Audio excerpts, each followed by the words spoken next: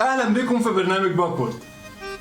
لما حد ما بيتوفقش في حاجه بنقول له غير العتبه، وانا هنا ما اقصدش الزوج عشان ما تودونيش في داهيه، لكن اوقات بعد التغيير بيجي التوفيق، وده اللي حصل في مونديال 1958 في السويد.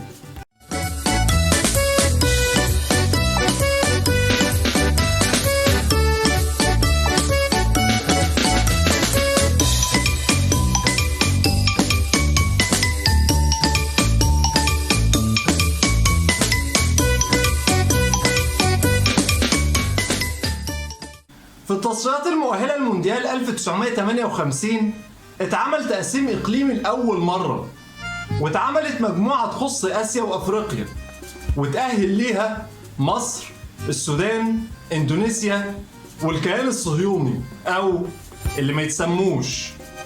وانسحبت مصر والسودان وإندونيسيا لرفضهم اللعب مع اللي ما يتسموش، لكن الفيفا في آخر تعديل له لغى التأهل بالانسحاب، وبالتالي اتعمل ملحق بين ويلز وبين اللي ما يتسموش، وكسبت ويلز وتأهلت للمونديال. مونديال 1958 اتلعب بالنظام اللي كلنا عارفينه دلوقتي. 16 فريق اللي اتأهلوا بيتقسموا لأربع مجموعات، وبيتأهل أول وتاني كل مجموعة، وبيكملوا بعد كده أدوار إقصائية، بعيد تماما عن كل الافتكاسات اللي حصلت قبل كده.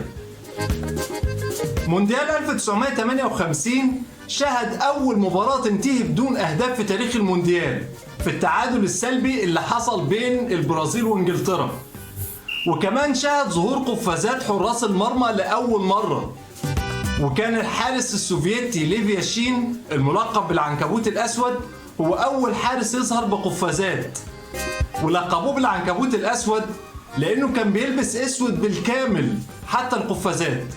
وبالمناسبة هو الحارس اللي متسمية على اسمه جائزة أفضل حارس مرمى. ما علينا من الحكاية دي. دور ربع النهائي في مونديال 1958 كان شاهد على رقم قياسي مهم جدا في مباراة البرازيل ضد ويلز، لما أديسون أرانتيس دو ناسيمينتو المعروف باسم بيليه أحرز هدف المباراة الوحيد، وكان عمره وقتها 17 سنة وحوالي 8 شهور، عشان يبقى أصغر هداف في تاريخ كأس العالم لحد دلوقتي. والبطولة بالكامل كانت شاهدة على رقم قياسي مهم جدا برضه حققه الفرنسي جوست فونتان لما سجل 13 هدف طول البطولة، وده رقم محدش قدر يكرره أو حتى يقرب منه لحد وقتنا هذا. البرازيل في طريقها للنهائي أطاحت بويلز وفرنسا، والسويد في طريقها للنهائي برضه هزمت الاتحاد السوفيتي وألمانيا الغربية حامل اللقب.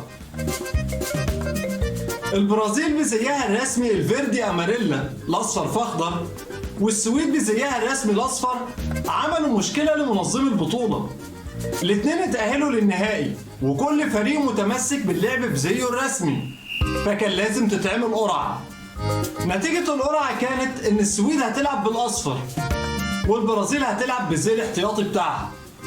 لكن تخيل كانت ايه المشكلة؟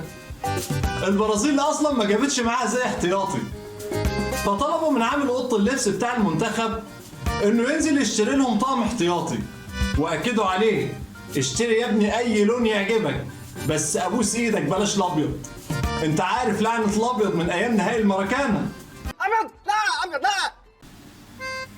والعامل لف شوارع ستوكهولم كلها لحد ما لقى في محل للمنسوجات 20 قميص لونهم ازرق، فاشتراهم وسهر طول الليل يشتغل يخيط عليهم الارقام وشعار الاتحاد البرازيلي. واتلعبت المباراة النهائية وفازت البرازيل باكتساح 5-2، وبقت اول منتخب يفوز بكأس العالم خارج القارة بتاعته، وكمان كسرت لعنة الابيض واعتمدت الازرق يبقى الزي الاحتياطي بتاعها. واتضح ان تغيير العتبة ممكن يجيب نتيجة كبيرة اهو. عايزك يا صاحبي تكتب لي رأيك في التعليقات. هل انت مع وجود اللعنات في كرة القدم؟ ولا شايف الحاجات دي مجرد صدف مش اكتر؟ واكتب لي برضه وعرفني، هل انت مع تغيير العتب؟ ولا هتعمل زيي وتخاف من الحكومة؟ في النهاية لو عجبك الفيديو اشترك في القناة، اعمل اللايك، شير الفيديو، وما تنساش تفعل زر الجرس عشان تتابع باقي السلسلة. سلام.